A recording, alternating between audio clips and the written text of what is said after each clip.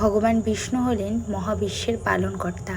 পৃথিবীর যে কোনো সংকটময় পরিস্থিতিতে তিনি অবতীর্ণ হয়েছেন এবং সৃষ্টিকে রক্ষা করেছেন বিভিন্নভাবে। হয়গ্রীব নামক এক অসুরের অত্যাচারে আতঙ্ক ছড়িয়ে পড়ে সারা পৃথিবীবাসীর মধ্যে। এমনকি ব্রহ্মার কাছ থেকে চতুর্বেদ কেড়ে নেয় হয়গ্রীব এবং সেটিকে সমুদ্রের তলায় লুকিয়ে রাখে। এমন সময় ভগবান বিষ্ণু পৃথিবীতে অবতীর্ণ হন মৎস্য অবতার রূপে। সত্যব্রত নামক এক রাজা ছিলেন। তিনি ছিলেন বিষ্ণুর পরম ভক্ত।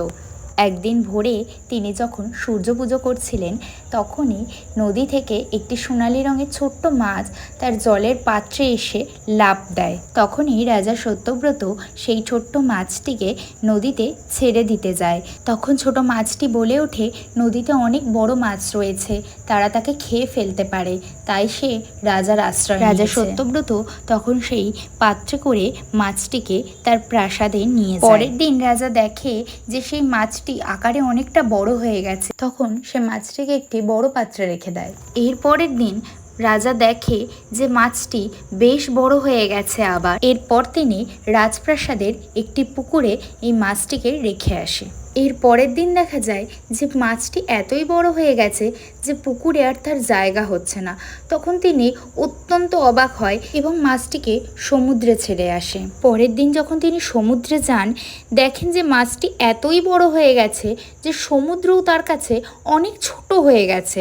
তখন তিনি বুঝতে পারেন এটা কোনো সাধারণ মাছ নয়, এর মধ্যে নিশ্চয়ই কোনো দৈব শক্তি আছে। এরপর তিনি হাত জোড় করে মাছটির উপাসনা করেন। তখন ভগবান বিষ্ণু মৎস্য অবতার রূপে তার সামনে আবির্ভূত হন।